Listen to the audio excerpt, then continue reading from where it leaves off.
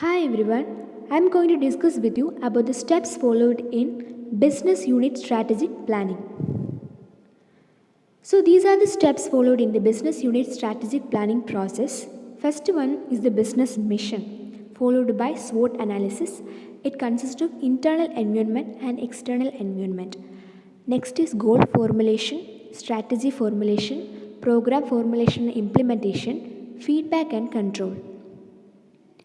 Talking about the business mission, each business or any organization should have a specific mission. It's a statement that defines its culture, values, ethics, and fundamental goals. It defines the organization's basic function in the society. Next is the SWOT analysis. SWOT analysis means the strength, weakness, opportunities, and threats. The overall analysis of company's strength, weakness, opportunities, and threats.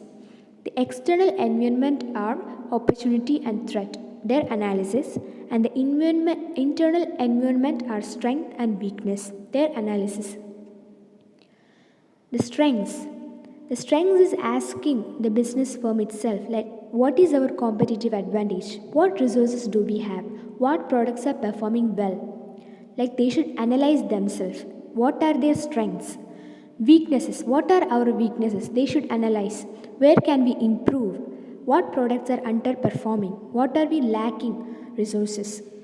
Then the threats. What are the threats we are facing? They have to analyze. What new regulations threaten operations? What do our competitors do well? What consumer trends threaten business? Then the opportunities. What technology can be used to improve operations? The advanced technology usage in the business. Can we expand our core operations? What new market segments can we explore?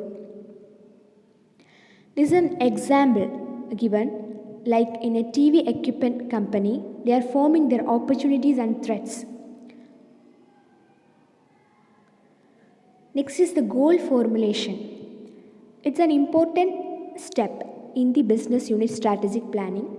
Goal formulation is developing specific goals for the planning period. Goals are objectives that are specific with respect to magnitude and time. Next is the manages by objectives for goal formulation. For a system to work, the unit's objectives must be arranged hierarchically from most to least important. Like we have to assign our most important to least important. Quantitative whenever possible, realistic, consistent. These are our goals. Realistic, consistent, etc. Other important trade-offs include short-term profit versus long-term growth, deep penetration of existing market versus development of new markets, profit goals versus non-profit goals, and high growth versus low risk. Next step is the strategy formulation. Every business must design a strategy for achieving its goals. So we have set the goal, we have formulated the goal. Now we have to do the strategies.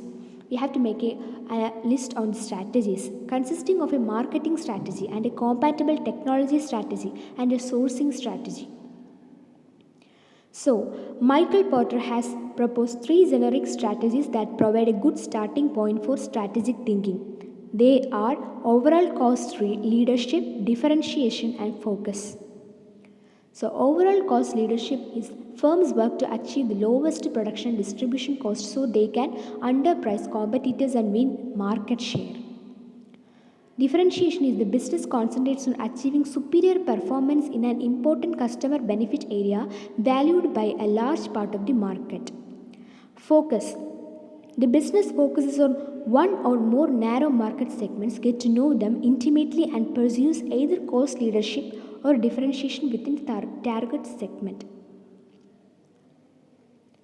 Next is the program formulation and implementation. So this is a strategy formulation, strategy implementation. So in short, strategy formulation is placing the forces before the action. So implementation is managing forces during the action.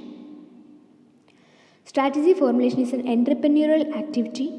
Implementation is mainly an administrative task. Strategy formulation emphasizes on effectiveness. Strategy implementation emphasizes on efficiency. Formulation is a rational process where implementation is an operational process. So these are the main differences between the formulation and implementation, or steps in, or the things we have to follow in formulation and implementation. Last thing is the feedback and control. Feedback is a very essential thing in business unit strategic planning. Feedback control is a process used by managers to assess the performance of the team. It helps to determine the performance of an individual member of the team. The implementation of the feedback control puts the manager in a position to lead the team effectively.